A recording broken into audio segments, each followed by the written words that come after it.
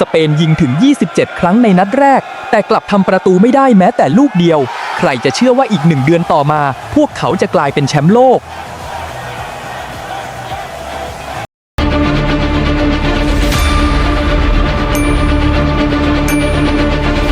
เส้นทางสู่แชมป์ฟุตบอลโลกอาจไม่ได้เริ่มต้นด้วยชัยชนะที่สวยงามเสมอไปและทีมชาติสเปนในฟุตบอลโลก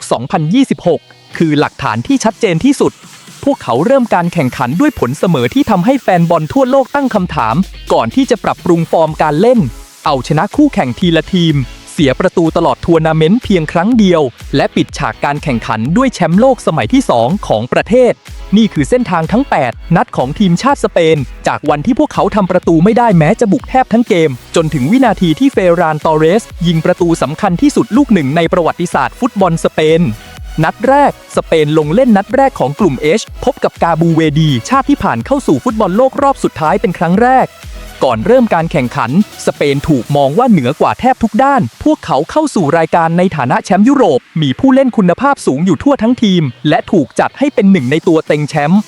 ส่วนกาบูเวดีเป็นหนึ่งในชาติที่มีประชากรน้อยที่สุดซึ่งเคยผ่านเข้าสู่ฟุตบอลโลกรอบสุดท้ายหลายคนจึงคาดว่านี่น่าจะเป็นเกมเปิดสนามที่ไม่ยากเกินไปสำหรับสเปนแต่เมื่อการแข่งขันเริ่มขึ้นทุกอย่างกลับไม่เป็นไปตามที่คาดกาบูเวดีถอยลงไปตั้งรับอย่างมีระเบียบผู้เล่นทุกคนช่วยกันลดพื้นที่บริเวณหน้ากรอบเขตโทษรักษาระยะห่างระหว่างแนวรับกับแดนกลางและบังคับให้สเปนต้องหมุนเวียนบอลอยู่รอบนอกเป็นเวลานานสเปนเป็นฝ่ายครองบอลเหนือกว่าอย่างชัดเจนและพยายามยิงถึง 27 ครั้งแต่ไม่สามารถเปลี่ยนโอกาสเหล่านั้นให้กลายเป็นประตูได้ปัญหาสำคัญคือการเข้าทำจังหวะสุดท้ายสเปนสามารถพาบอลเข้าสู่แดนของคู่แข่งได้บ่อยครั้งแต่เมื่อเข้าใกล้กรอบเขตโทษพื้นที่กลับถูกปิดอย่างรวดเร็วการส่งบอลหลายครั้งจึงต้องย้อนกลับไปเริ่มต้นใหม่และเมื่อสเปนสามารถหาจังหวะยิงได้พวกเขายังต้องเจอกับโวซินยาผู้รักษาประตูมากประสบการณ์ของกาบูเวดีซึ่งป้องกันจังหวะสำคัญเอาไว้ได้หลายครั้งตลอดทั้งเกมนักเตะกาบูเวดีช่วยกันวิ่งไล่ปิดพื้นที่และต่อสู้ในทุกจังหวะจนสามารถรักษาสกอร์ 0-0 เอาไว้ได้สำเร็จเมื่อเสียงนกหวีดสุดท้ายดังขึ้นนักเตะและแฟนบอลกาบูเวดีฉลองผลเสมอครั้งประวัติศาสตร์ส่วนสเปนต้องเดินออกจากสนามพร้อมคำถามมากมายแต่เป็นบทเรียนสำคัญว่าการครองบอลและสร้างโอกาสได้มากกว่าไม่ได้หมายความว่าจะได้รับชัยชนะเสมอไปสำหรับทีมที่ต้องการเป็นแชมป์โลกพวกเขาจำเป็นต้องหาวิธีเล่นให้หลากหลายกว่าเดิมและต้องเฉียบคมมากกว่านี้เมื่อโอกาสมาถึงนัดที่ 2 6 วันหลังจากเกมแรกสเปนกลับมาลงสนามพบกับซาอุดีอาระเบียพร้อมแรงกดดันว่าพวกเขาจะตอบสนองต่อผลการแข่งขันที่น่าผิดหวังได้อย่างไรคำตอบปรากฏขึ้นอย่างรวดเร็ว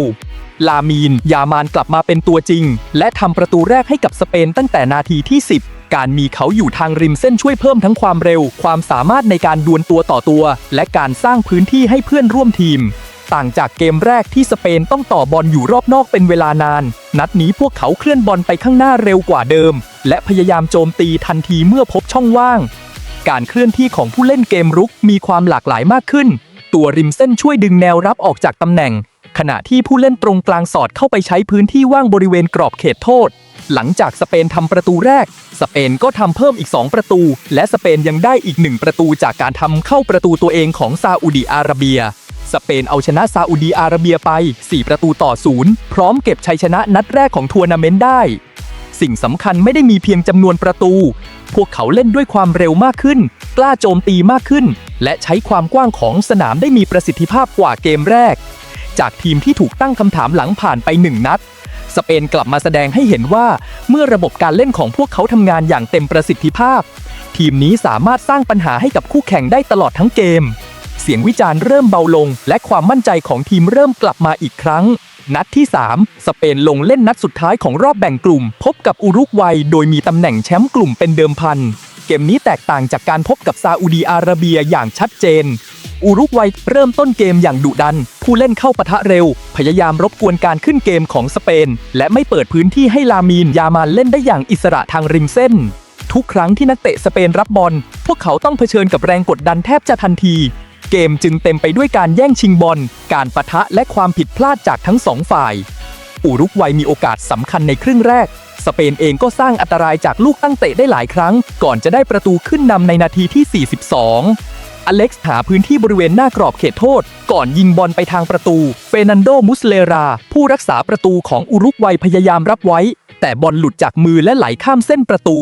สเปนขึ้นนำ1-0ก่อนจบครึ่งแรกหลังพักครึ่งอุรุกวัยพยายามเร่งเกมและส่งผู้เล่นเกมรุกลงสนามเพิ่มแต่แนวรับของสเปนยังคงรักษารูปทรงและป้องกันพื้นที่อันตรายได้ดีช่วงท้ายเกมอากุสติน กาโนปิโอของอุรุกวัยถูกไล่ออกจากสนามจากจังหวะเข้าสกัดรุนแรงก่อนที่การแข่งขันจะจบลงด้วยชัยชนะ1-0ของสเปนพวกเขาจบรอบแบ่งกลุ่มด้วย7คะแนนจากชัยชนะ2นัดเสมอ1นัดพร้อมผ่านเข้าสู่รอบน็อกเอาท์ในฐานะแชมป์กลุ่มนี่อาจไม่ใช่ฟอร์มการเล่นที่สวยงามที่สุดแต่เป็นเกมที่แสดงให้เห็นว่าสเปนสามารถปรับตัวได้เมื่อคู่แข่งไม่ยอมให้พวกเขาเล่นฟุตบอลในแบบที่ถนัดรอบ32ทีมสุดท้ายสเปนพบกับออสเตรียเป็นทีมที่เล่นด้วยพลังงานสูงพยายามเพรสซิ่งเร็วและไม่ปล่อยให้คู่แข่งมีเวลาครองบอลมากนักแต่สเปนรับมือกับแรงกดดันดังกล่าวได้อย่างมีประสิทธิภาพพวกเขาใช้การเคลื่อนที่ของผู้เล่นการส่งบอลสั้นและการเปลี่ยนตำแหน่งอย่างต่อเนื่องเพื่อพาบอลผ่านแนวเพรสซิ่งของออสเตรียลามีน ยามานมีบทบาทสำคัญในเกมรุกแม้เขาจะไม่ได้เป็นผู้ทำประตูแต่ความสามารถในการครองบอลและดึงผู้เล่นฝ่ายตรงข้ามเข้าหาตัวช่วยเปิดพื้นที่ให้เพื่อนร่วมทีมในบริเวณอื่นๆสเปนขึ้นนำในนาทีที่36ก่อนที่เปโดร ปอโรจะทำประตูที่2ในนาทีที่66ช่วงท้ายเกมสเปนทำประตูในนาทีที่89ปิดฉากชัยชนะของสเปนด้วยสกอร์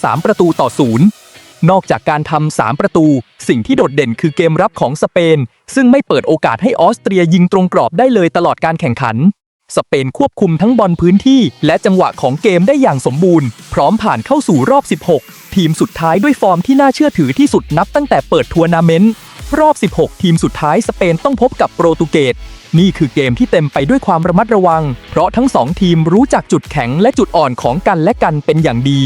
พื้นที่บริเวณกลางสนามถูกปิดอย่างแน่นหนาโปรตุเกสพยายามรักษารูปทรงเกมรับและรอจังหวะโต้กลับขณะที่สเปนเป็นฝ่ายครองบอลมากกว่าแต่ไม่สามารถสร้างโอกาสที่ชัดเจนได้บ่อยนักทุกครั้งที่สเปนพยายามต่อบอลเข้าใกล้กรอบเขตโทษแนวรับของโปรตุเกสจะถอยลงมาปิดพื้นที่อย่างรวดเร็วเกมจึงดำเนินไปอย่างสูสีและไม่มีฝ่ายใดสามารถทำประตูได้ตลอดเวลาเกือบ90นาทีดูเหมือนว่าการแข่งขันกำลังจะเข้าสู่ช่วงต่อเวลาพิเศษแต่ช่วงทดเวลาบาดเจ็บเมริโนผู้เล่นที่ถูกส่งลงมาจากม้านั่งสำรองกลายเป็นผู้เปลี่ยนชะตาของสเปนท่ามกลางเสียงเฮของกองเชียร์เวลาที่เหลือไม่เพียงพอให้โปรตุเกสกลับเข้าสู่เกมสเปนจึงผ่านเข้าสู่รอบก่อนรองชนะเลิศด้วยชัยชนะในวินาทีสำคัญที่สุดนี่ไม่ใช่เกมที่สเปนเล่นได้สวยงามหรือสร้างโอกาสมากมายแต่เป็นชัยชนะที่สะท้อนถึงความอดทนคุณภาพของนักเตะและความเชื่อว่าประตูสามารถเกิดขึ้นได้จนกว่าจะมีเสียงนกหวีดสุดท้ายรอบก่อนรองชนะเลิศสเปนพบกับเบลเยียมและนี่คือบททดสอบที่หนักที่สุดของพวกเขานับตั้งแต่เริ่มการแข่งขันเบลเยียมมีทั้งพลังความเร็วและผู้เล่นที่สามารถเปลี่ยนเกมได้ด้วยตัวเองพวกเขาไม่ได้ถอยลงไปตั้งรับตลอดเวลาแต่พยายามเข้ากดดันและโจมตีพื้นที่ของสเปนเมื่อมีโอกาสสเปนขึ้นนำในนาทีที่30หลังจากการต่อบอลในแดนกลางช่วยเปิดพื้นที่ให้ทีมเข้าโจมตีแต่เบลเยียมไม่ยอมปล่อยให้สเปนควบคุมเกมง่ายๆนาทีที่41เบลเยียมทำประตูตีเสมอเป็น1-1หลังจากนั้นรูปเกมเปิดกว้างขึ้นทั้ง2ฝ่ายมีพื้นที่เล่นมากขึ้นและทุกการเสียบอลสามารถเปลี่ยนเป็นจังหวะโจมตีของคู่แข่งได้ทันทีการแข่งขันดำเนินมาถึงช่วงท้ายโดยยังไม่มีทีมใดสามารถทำประตูที่2ได้หลังจากนั้นในนาทีที่88สเปนขึ้นนำเบลเยียมเป็น2-1สเปนรักษาความได้เปรียบไว้ได้จนจบเกมพร้อมผ่านเข้าสู่รอบรองชนะเลิศรอบรองชนะเลิศสเปนพบกับฝรั่งเศสทีมที่มีหนึ่งในแนวรุกอันตรายที่สุดของทัวร์นาเมนต์ฝรั่งเศสมีผู้เล่นอย่างเอ็มบัปเป้ซึ่งสามารถใช้ความเร็วโจมตีพื้นที่ด้านหลังแนวรับของสเปนได้ตลอดเวลาหลายคนจึงคาดว่านี่อาจเป็นเกมที่สูสีที่สุดของสเปนแต่เมื่อการแข่งขันเริ่มขึ้นสเปนกลับเป็นฝ่ายควบคุมจังหวะได้ดีกว่าพวกเขาครองบอลอย่างใจเย็นหมุนเวียนบอลจากด้านหนึ่งไปอีกด้านหนึ่งและพยายามไม่เปิดโอกาสให้ฝรั่งเศสได้เปลี่ยนจากเกมรับเป็นเกมรุกด้วยความเร็วนาทีที่22สเปนได้ลูกจุดโทษหลังลามีน ยามาถูกลูคัสดีนทำฟาวล์ในกรอบเขตโทษสเปนยิงขึ้นนำเป็น1-0ฝรั่งเศสพยายามเร่งเกมเพื่อหาประตูตีเสมอแต่การส่งบอลไปถึงผู้เล่นแนวรุกในพื้นที่อันตรายยังทำได้ไม่ต่อเนื่องนาทีที่58สเปนขึ้นนำเป็น2-0ฝรั่งเศสพยายามในช่วงเวลาที่เหลือแต่สเปนยังคงควบคุมพื้นที่และป้องกันได้อย่างมีวินัย ตลอดทั้งเกมฝรั่งเศสยิงตรงกรอบได้เพียง2 ครั้งขณะที่เอ็มบัปเป้ไม่สามารถยิงตรงกรอบได้เลยสเปนเอาชนะฝรั่งเศส2-0และผ่านเข้าสู่รอบชิงชนะเลิศฟุตบอลโลกเป็นครั้งแรกนับตั้งแต่ปี 2010 จากทีมที่ถูกตั้งคำถามหลังจบเกมแรกตอนนี้พวกเขาเหลือเพียงชัยชนะอีก1 นัดก็จะกลับขึ้นไปยืนอยู่บนจุดสูงสุดของโลกอีกครั้งรอบชิงชนะเลิศสเปนพบกับอาร์เจนตินาแชมป์เก่าที่กำลังพยายามป้องกันแชมป์นี่คือการเผชิญหน้าระหว่างทีมที่เล่นด้วยการควบคุมบอลและระบบที่แม่นยำกับทีมที่มีทั้งประสบการณ์ความแข็งแกร่งบรรยากาศก่อนเกมเต็มไปด้วยความคาดหวังแต่เมื่อเสียงนกหวีดเริ่มการแข่งขันดังขึ้นสเปนกลับเป็นฝ่ายควบคุมเกมได้เหนือกว่าอย่างชัดเจนผู้เล่นสเปนเคลื่อนที่รอบบอลอย่างต่อเนื่องทำให้พวกเขาสามารถส่งบอลหลบแรงกดดันและรักษาการครองบอลไว้ได้เป็นเวลานานอาร์เจนตินาพยายามตั้งรับอย่างเป็นระเบียบและรอโอกาสสวนกลับแต่ปัญหาคือเมื่อแย่งบอลกลับมาได้พวกเขาแทบไม่สามารถส่งบอลไปถึงในพื้นที่อันตรายได้สเปนไม่ได้ใช้ผู้เล่นคนเดียวตามประกบเมสซี่ตลอดเวลาแต่ใช้การควบคุมพื้นที่ร่วมกันผู้เล่นแดนกลางช่วยกันปิดช่องส่งบอลขณะที่แนวรับรักษาระยะห่างไม่เปิดพื้นที่ให้เมสซี่รับบอลหันหน้าและพาบอลเข้าหากรอบเขตโทษได้ง่ายผลคือบทบาทในเกมรุกของเมสซี่ลดลงอย่างชัดเจนและอาร์เจนตินาไม่สามารถยิงได้เลยตลอดเวลา90 นาทีในทางกลับกันสเปนเป็นฝ่ายสร้างโอกาสอย่างต่อเนื่องพวกเขายิงถึง20 ครั้งก่อนที่อาร์เจนตินาจะสร้างความพยายามยิงครั้งแรกได้ขณะที่ผู้รักษาประตูของอาร์เจนตินาเล่นได้อย่างยอดเยี่ยมเขาป้องกันลูกยิงของสเปนครั้งแล้วครั้งเล่าและทำให้เกมยังคงเสมอ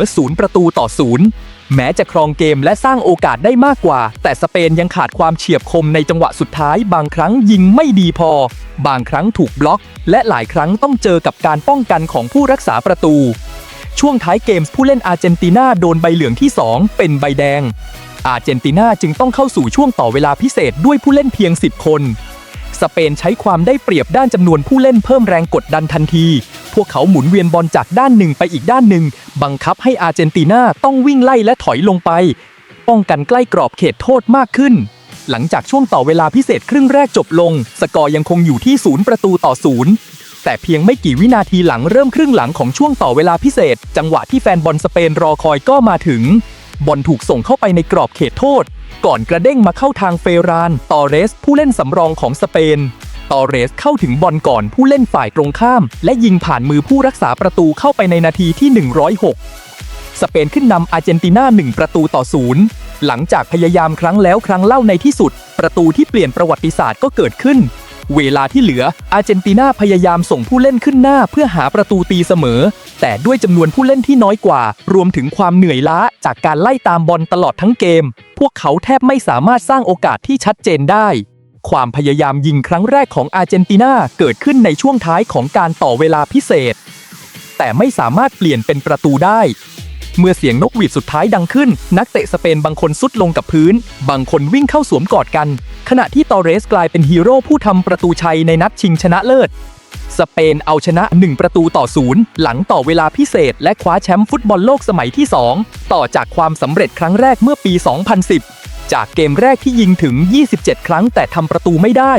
สู่เกมสุดท้ายที่ต้องรอจนถึงนาทีที่106สเปนพิสูจน์ให้เห็นว่าเส้นทางของแชมป์ไม่ได้เกิดจากการเล่นอย่างสมบูรณ์แบบทุกนัดแต่มันเกิดจากความสามารถในการเรียนรู้จากความผิดหวังการปรับวิธีเล่นให้เหมาะกับสถานการณ์และการรักษาความเชื่อมั่นแม้เกมจะไม่เป็นไปตามที่ต้องการ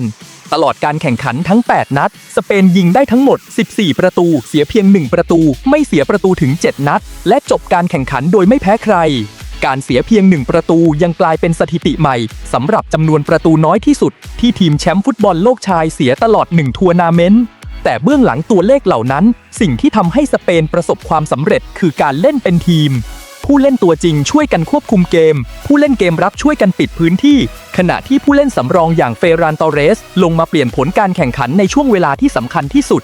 ไม่มีผู้เล่นคนใดสามารถคว้าแชมป์โลกได้เพียงลำพังและสเปนชุดนี้แสดงให้เห็นอย่างชัดเจนว่าเมื่อผู้เล่นทุกคนเข้าใจหน้าที่ของตัวเองทีมทั้งทีมสามารถก้าวผ่านอุปสรรคที่ยากที่สุดได้